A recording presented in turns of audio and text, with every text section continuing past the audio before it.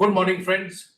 As you know, bringing transparency and accountability in governance remains one of the primary means to achieve all-round development of the country.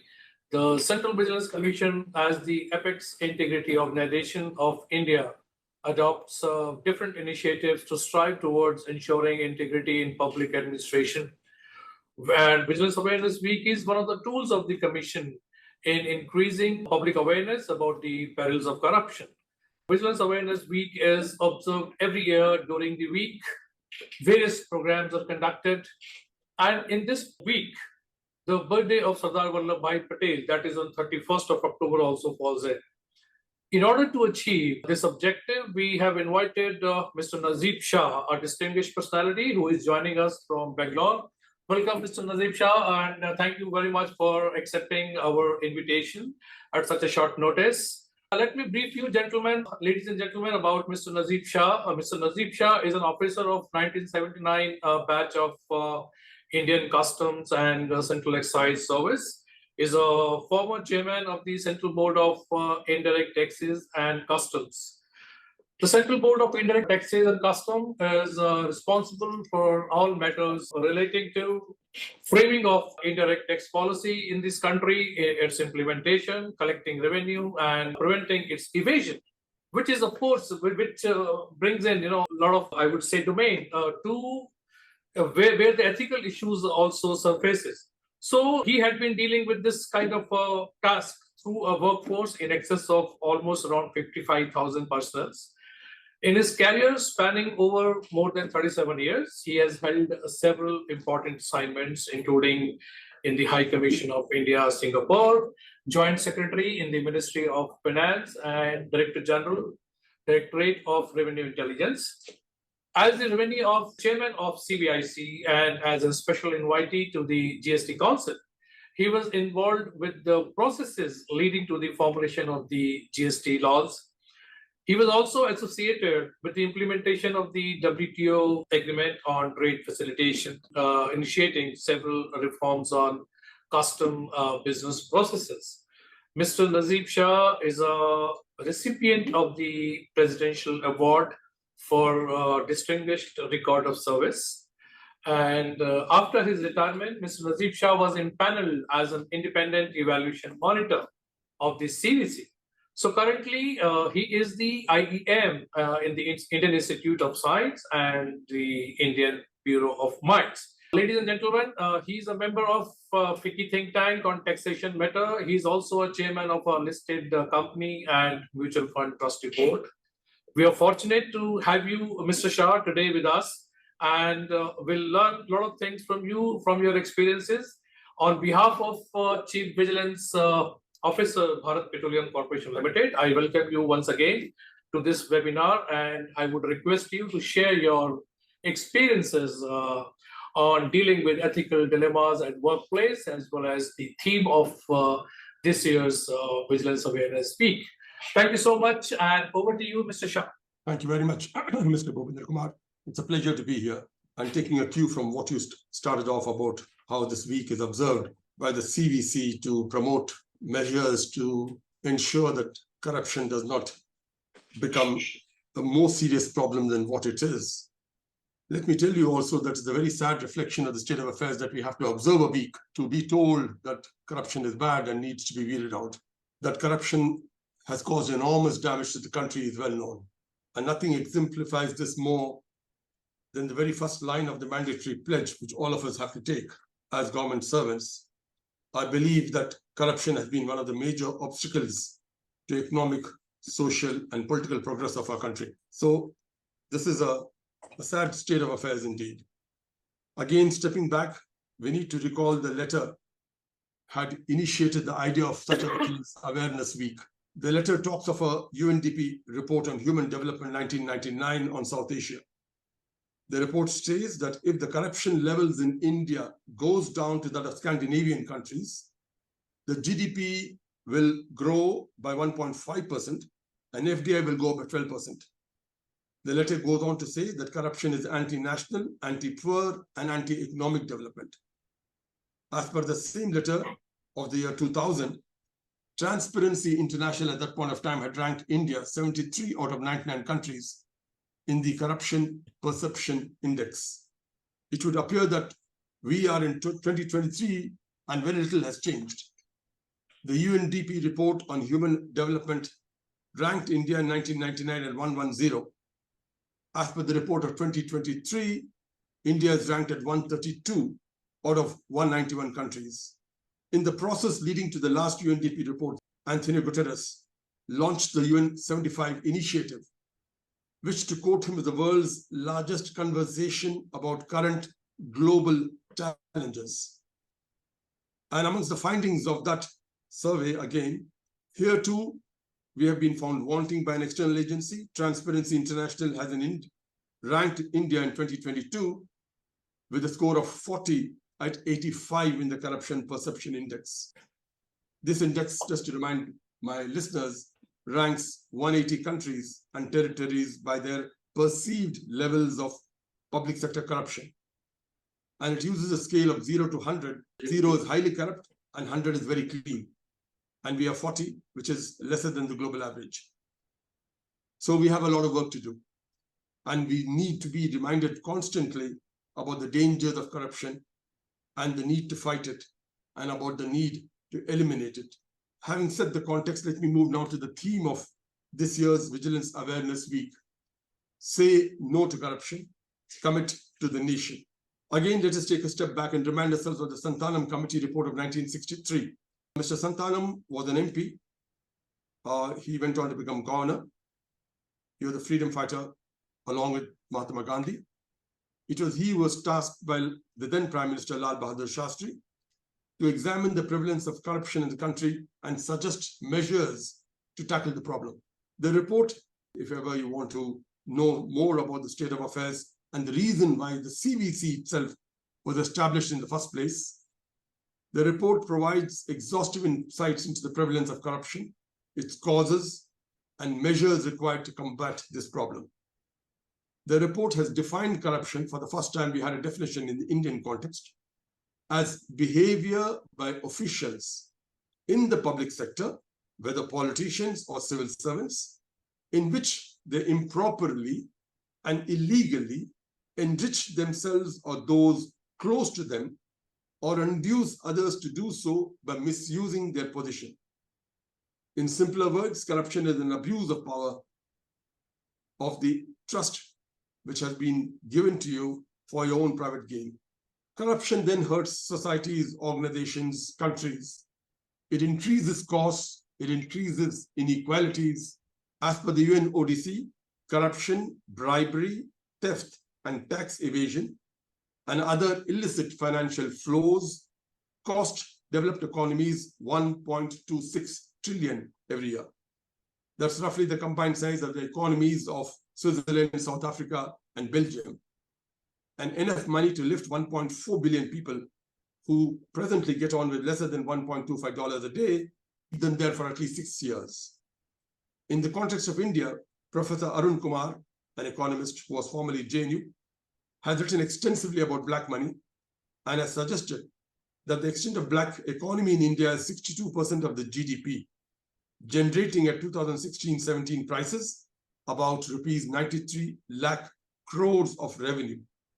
To put matters in perspective, this is larger than the income generated by agriculture and industry put together, which is about 39% of the GDP. Again, as per Professor Kumar, because of its existence, the country's economy has been losing on an average 5% growth for the past 4 decades. This translates to an economy of $15 trillion as against 2.2 to 2.5, which is our current GDP. So the damage which black economy does is enormous. Evasion of taxes or acceptance of bribe at the end of the day is nothing but lack of integrity. While we see it everywhere, it has still been pointed out to be an unseen enemy because measuring the extent is a challenge. The closest we have is this Transparency International's ranking, which of course we believe is unfair and biased against us. What does corruption actually mean then? The dictionary will tell you that integrity is adherence to moral and ethical principles. Integrity, by definition, is a state of being whole, entire, undiminished. And I prefer this definition simply because every time you are not following the principles of integrity, you are lesser than a whole. You are reducing yourself. Integrity is stopping at the traffic signal even at 2 o'clock in the morning, even when no one is looking, doing the right thing. Integrity is what determines your reputation and a country standing in the international global order. Wherever there is lack of integrity, there is bound to be corruption. And in effect, by saying no to corruption, you are indeed committing yourself to the nation. And remember, our credo currently, our buzzword currently is Atmanirbharta. Atmanirbharta is never going to happen if corruption is going to keep eating away at your vitals.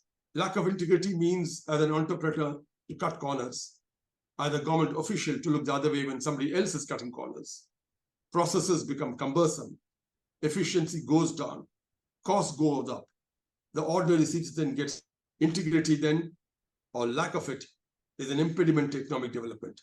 It hurts competition, entrepreneurship, investment, environment, personal health, safety. In short, every aspect of civil life. The question then which we need to answer is, how do you develop integrity in yourself and in others? Self-awareness is a key. You must define what is it that you want to be as a person. Do you want to be a person who can be trusted? Which trust comes only because you are a person of values, of integrity. It's our duty to encourage integrity in yourself and to others. Education is a key requirement. I also believe religious values also contribute to a resolute, strong-willed individual, a person who does not stray from the right path, because there is this concept always inbuilt in all religions of rewards and punishments. But then, as I like to say, ironies never cease. We are a nation of believers. As per the last census of 2011, only 0.27% are atheists. You justifiably think that this would mean a society big on ethical values and morals, a society which does not suffer from corruption. Yet, as I mentioned earlier, we are perceived to be a nation where integrity is not a strong point. This problem, once again, of corruption. I again quote the letter of 2000 of the CBIC. War, it is said, the letter mentioned, is too dangerous to be left to the generals. Fighting corruption is too important an activity to be left alone to the CBIC. It impacts every citizen and needs the cooperation of all stakeholders. Fighting corruption is a shared responsibility that requires cooperation amongst many stakeholders: policymakers, prosecutors, police, judges, journalists, regulators, investigators, and scholars, unquote. At a society level, education which teaches values of right and wrong is important. The family plays a critical role. On a larger macro level, transparency and democracy are vital antidotes against corruption. Again, I remind you of the preamble to the Right to Information Act, which is a major weapon against corruption. The preamble states, whereas the Constitution of India has established democratic republic, and whereas democracy requires an informed citizenry and transparency of information, which are vital to its functioning, and also to contain corruption and to hold governments and their instrumentalities accountable to the government. What democracy and transparency ensure, and through a democratic process, change governments if they do not measure up. Neither of these are panacea or silver bullets which will ensure there's no corruption. It just makes being corrupt a little more difficult. Laws need to be clear, unambiguous, easy to understand. Processes, compliance requirements, and more importantly, procedures need to be simple. The most dangerous in these are procedures, and I know it because I was in policy making. Policymakers end up putting conditions which even the law does not envisage. There should be a constant review to ensure that laws and procedures are in touch with ground reality. Technology is critical. It should be citizen-friendly and empower the citizen to reach out to the organizers, to the organization, in case of any hassles. Laws are meaningless unless they're effectively enforced. And this really is the most important weapon in the fight against corruption. An eminent economist by name Gary Becker, he's an American scholar, has said that individuals respond to the threat of punishment only because they can rationally assess risk. In the case of corruption, the probability of being caught and of being convicted help people determine, can in turn increase the probability of a conviction, which may be determined by the rigor of investigation and the zeal of prosecution, in addition to the impartiality of the judiciary and equal application of law. Every organization should assess corruption risks. This is key to tightening processes which are vulnerable to abuse, to ensure checks are in place, and this assessment should be made public. Not so much to help the would-be breakers of law, but to know that a watch is being kept and they cannot get away in case they indulge in any corrupt practices. The need for information being in the public space cannot be emphasized enough. This is where, again, the RTA Act comes in, and each one of us is now enjoined to ensure that we put our information out in the public.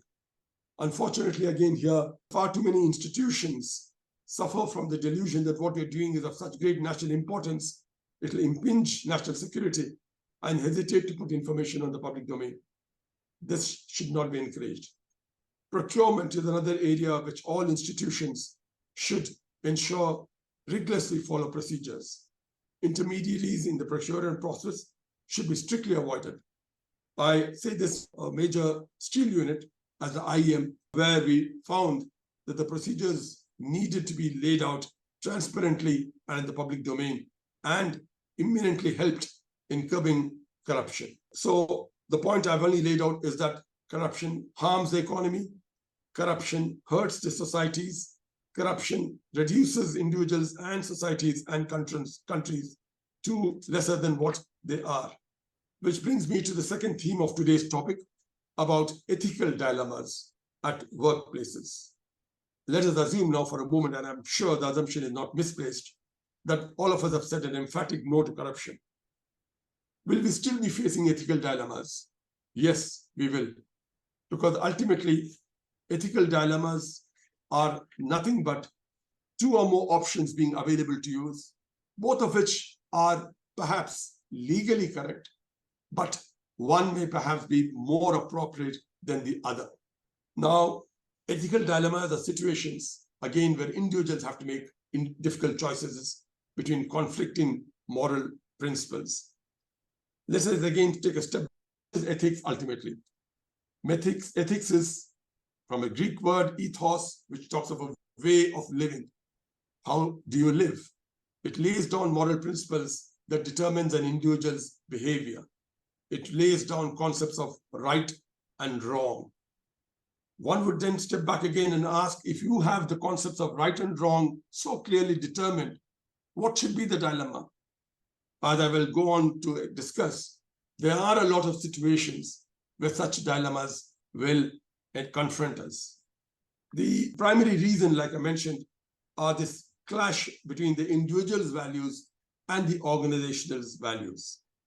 Now, you're living in an organization, you're working in an organization which wants to show that it is the best, which wants to show that it is enforcing, implementing whatever are the government's policies. But you, as a person implementing very many of these policies, know this is not so. Know that there are major gaps. What do you do then? Would you step back and tell the organization, look, what you're doing is wrong?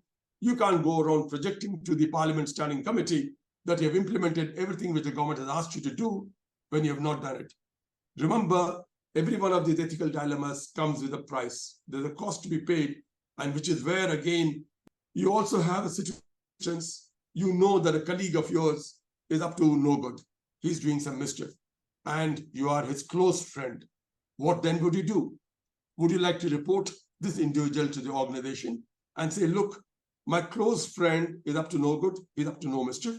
Or because your loyalty to the friend will take over your principles of right and wrong, decide not to report to him, but watch and say that, look, he's my friend, it's fine. Very, very early on, the Greeks especially Plato, had addressed this sort of an issue. He talks of a situation where he has a gun and the gun is required by a friend of his. He knows that this gun is going to be misused. It is grease, so it can't be a gun. It is a sword. But the sword is going to be misused by this gentleman to kill somebody. The question is, what does he do? Should he, because his friend is asking him, give him what he wants, or tell him that, look, I cannot give this to you? He termed this as an ethical dilemma in Plato's world.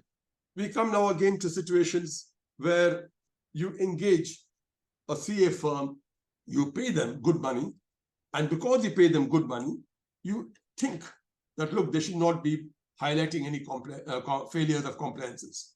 This has been happening a lot in the corporate world, where I'm also currently associated, where companies feel that because they're paying good money to a good company, to a good CA firm, the CA firm is obliged not to show any irregularities in the way the company is handling its accounts. And this again creates huge conflict between the company's values and the values which a CA firm has to adopt, which is the highest ethical standards. Similarly, internal audit teams, which all of us have, what should they do? Should they report something amiss in your organization, or should they step back and say that everything is fine, nothing is wrong, all is well in the organization? So, and again, in the backdrop from where I come from, we had very many times delays in payment of tax, and invariably that would happen because of glitches in the system itself. What the law says is that, look, if there's a delay by 1 day after the last day, interest has to be paid, and there is no exception made. The law doesn't recognize any situation where technology can fail. It assumes that if technology is not there, we know for a fact that the individual has been trying to pay the tax through the system, and our system was down and out and not running. What do? Should we then permit the gentleman to go ahead and pay the tax without leaving any interest on him, which will expose me as an administrator to action by the CAG for not having collected interest? Or should I be honest enough to say my system was not working, and hence there's no question of this gentleman paying interest, is entirely my fault?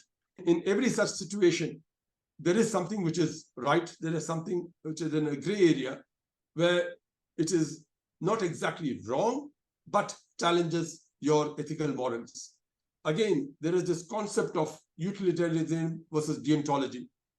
Utilitarianism is something which looks at the greater good of the society, and deontology lays down what is right, what is wrong. This is like say no to corruption. That is it. That is right. Don't tell lies. That is deontology. But then you always have situations where this clash can always take place.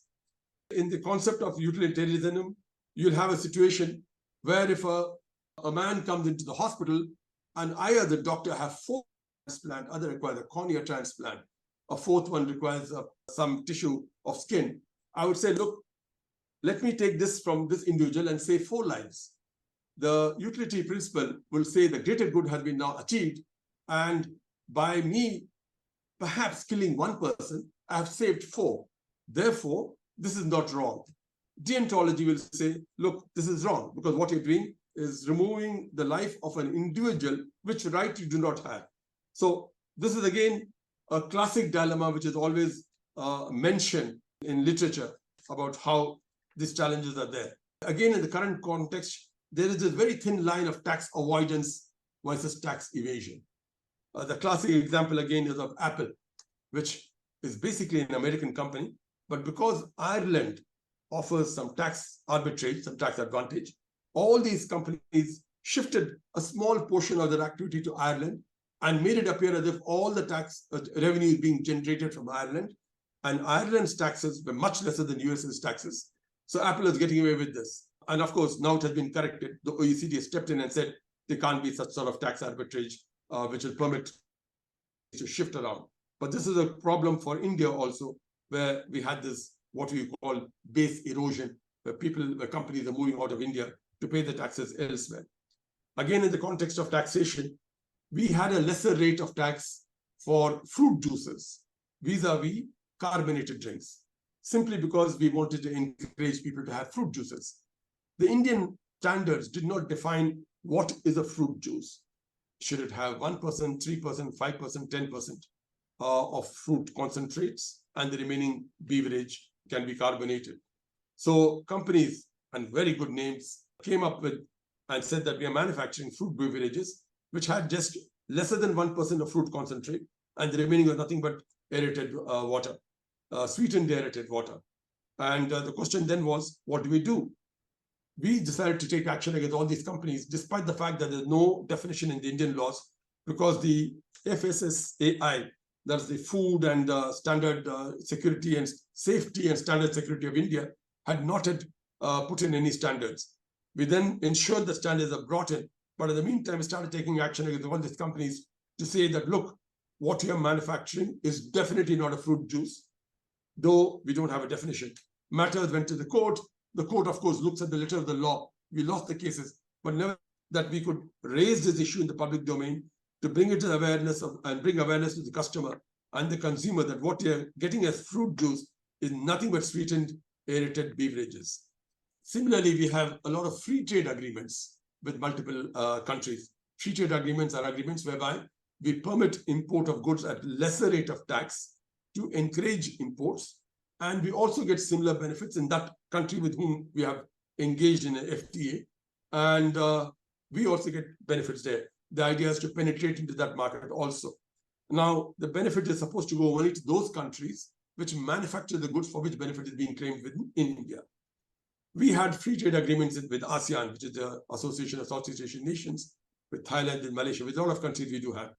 What happened was in the free trade agreement with Thailand, South Korea, Malaysia, we all of a sudden started seeing a lot of gold coming in. We were wondering how can gold come in, because we had not extended the benefit as such to gold. We then found out that the free trade agreement, which is entered into the Commerce Ministry, permits the bringing in of any goods where there's a value addition in the other country. These guys are showing the value addition of gold as being 35% and 40%.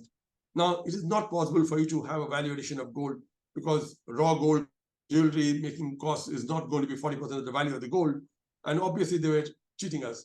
But again, here, the law was in their side because they apparently were meeting the requirements of law. But we knew that these guys were up to no good and doing mischief. We took action against all these cases. We lost the case again in the High Court. But the result of this was the Commerce Ministry changed the requirements, and we ensured that gold imports in the guise of FTA imports do not come in. So here again are cases where ethical issues were involved, because what we're doing was not exactly right, but was not legally right. But we justified it to say that it is ethically right. And look, it's a very slippery slope. Hamas justifies the attack on Israel on ethical grounds. Israel justifies the attacks on Gaza on ethical grounds, saying that we are defending our country. So what is right and what is wrong in these cases are all extremely difficult to come to a conclusion, because this will depend on each person's perspective. But having said that, the way to navigate these ethical dilemmas is to be first completely aware of your own values and principles. That is essential. What is it is non-negotiable as far as I'm concerned. What is it I will say, look, I will not tolerate this, and come what may, I'll pay the price for this. Secondly, once you recognize that there is an ethical dilemma, it's extremely important that you discuss with your friends, your colleagues, your seniors, your juniors, because that discussion invariably helps in clarifying your thought process, in arriving at a more ethically correct decision. So it's essential that you discuss and talk.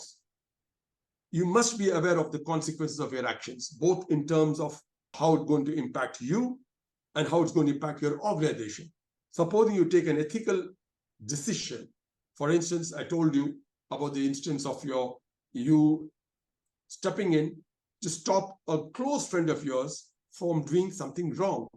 And you know that the gentleman, your close friend, is doing something wrong for the greater good of the organization. He's telling the external auditors who are coming there, yes, we are complying with this law, we're complying with that requirement, we have fulfilled all the procedures, and you know it is incorrect. So if you were to tell the external auditor or your bosses that, look, what the gentleman is doing is wrong, and your ethics do not permit you to do that.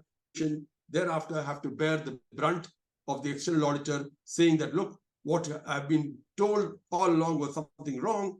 I'm going to ensure that I bring you to the Parliament Committee and take suitable action against your management. Now, you have to be prepared in such a situation to know that your organization is not going to be too pleased with your ethical action.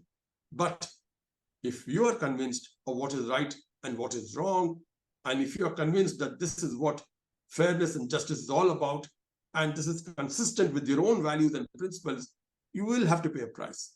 And if that price means whatever be the price, you should be prepared for it.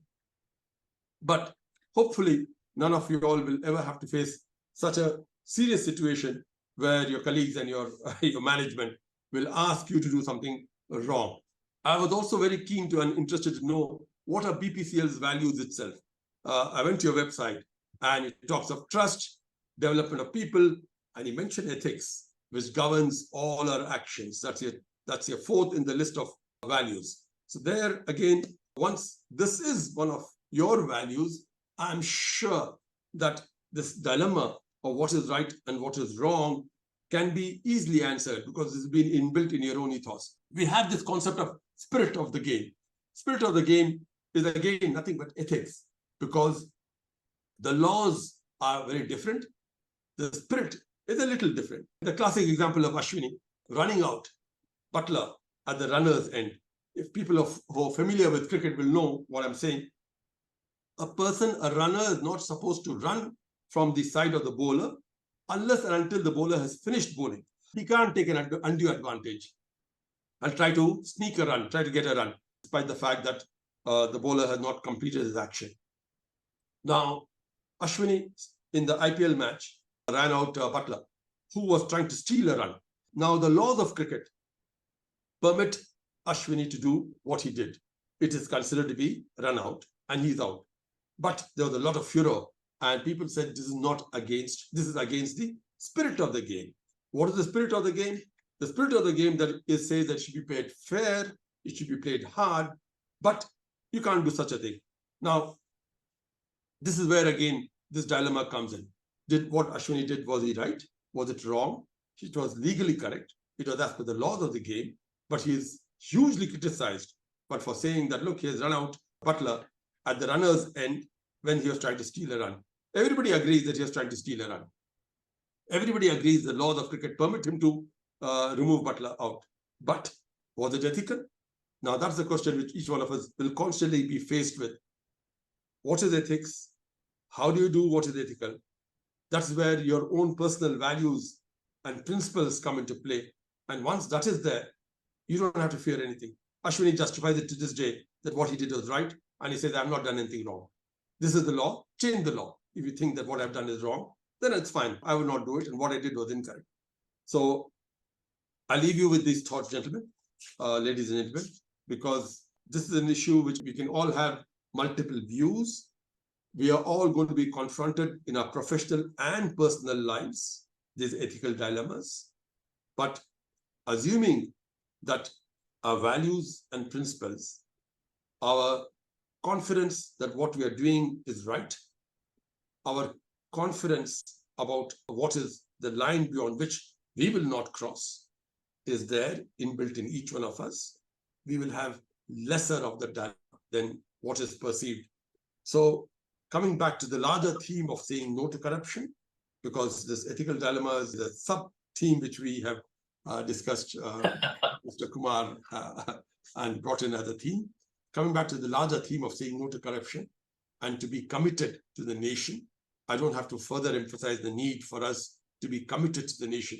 We are what we are because of the country in which we live in, and corruption hurts our country. So it is we're not doing anybody a favor by saying no to corruption. It is something we have to do, and it will require the participation of each one of us. So say no to corruption, and it will be possible for this country also to develop and prosper. Thank you so much for your attention, and I'm willing to answer any questions if you have. Thank you so much. Thank you, Mr. Najib. My inbox is flooded with questions, but we'll take up the some important ones. Yep. Like one of the officers I just mentioned that many a times we take action in the larger interest of the corporation, but may not, as you rightly pointed out, the example of Ashwani, right? So it may not fall under the parameters of the ethics or the law. But I, as an officer, don't gain anything out of my action, but my organization, gets benefited. So this dilemma, many a times they go through. So what exactly is your take on that? Look, if the parameters of what is right and what is wrong for your officer, he's aware of it. He knows, for instance, he's not supposed to do a thing or is supposed to do a particular thing. If there is complete disclosure of the requirement of what the officer should follow, and if he has not followed, you as an organization will necessarily have to take action. If you're convinced about the fact that the officer's motives were clean, he did not mean to in any way hurt the organization or enrich himself by his action or inaction, then what you can do is take the action, but ensure that your action is such that it doesn't hurt him monetarily, financially, in whatever way. But some action needs to be taken because of the larger organization's goals and requirements. You can't have everybody violate the rules and regulations which you have put in place and which is known to everybody. You have to necessarily react. But your reaction can be measured depending on how the officer, who the officer is, how the officer is. You may say that, look, show me the man, I'm telling you the law. That's not so. There are some people who do some mistake inadvertently, but it's a mistake. And you have to treat the two differently. And again, the whole process has to be transparent. It's essential. Transparency is the key, so that the next man knows why he took a lesser action against this person and why he took a more serious action against the other person. Transparency is the key. Transparency is the key. Yeah. One last question. As far as my experience in Vigilance Department is that I have seen like a lot of people, while dealing with various cases, I have seen a lot of people, a lot of officers have belief system, self-belief system, not taught by the organization, that I won't be caught, number one. Like whatever I'm doing, say I've done once, I've done twice, I've done thrice. So nobody is noticing me. I'm okay and I won't be caught. This is one belief. Second is I will be saved by someone who is senior to me at a later stage. So I become entitled to do this because I have a belief somebody will save me. So I personally find this belief very damaging for a longer run. So what is your advice to officers especially in the field for this kind who hold such kind of a belief? Nane, the vigilance missionary has to ensure that preventive vigilance is correct, right? Yeah. That is something which the CBIC also encourages. The idea of a preventive vigilance is precisely this, to ensure such people who believe that they are above the law and can get away with violating the law. So creating awareness, preventive vigilance, essential, because the only way you can deal with such people who think that they're above the law. And it's much better that you catch the persons and put some fear in him, rather than the external agency come to your organization and do so. Exactly. Control the damage to your organization. So again, which is why risk assessment is essential. Now, if you post me into a place where I can't make money, therefore my risk, which I am to the organization, is much lesser. You don't have to focus on me. But you post somebody to a procurement division where the chances of making money are there you need to focus on a lot more. There's a very classic story of Birbal. So apparently there was this man who was making lots of money and up to no good all the time. So the king was very upset with this chap. He said, "Kahan isko post karo main?" Therefore, he posted him to the sea and told him on the shore, you have to count the waves. That's your job. He said, "Isme to paisa nahi bana sakta hai." So this guy, what he did was, he started counting the waves, and then he told all the 10th vessel which comes, that means vessel which comes at serial number 10 of the wave, you'll have to pay me money, because otherwise I'll not let you come in. So for the king found out that if a man wants to make money, he can make money. He's also sitting on the shore counting the waves. So that's where, again, preventive vigilance is essential. And I think there's no real answer for that, except general awareness, consequences of any mischief, being known to the individual, being firm in your action, and preventive vigilance rather than any external agency coming to you. Yeah. Anyway, Mr. Shah, thank you so much.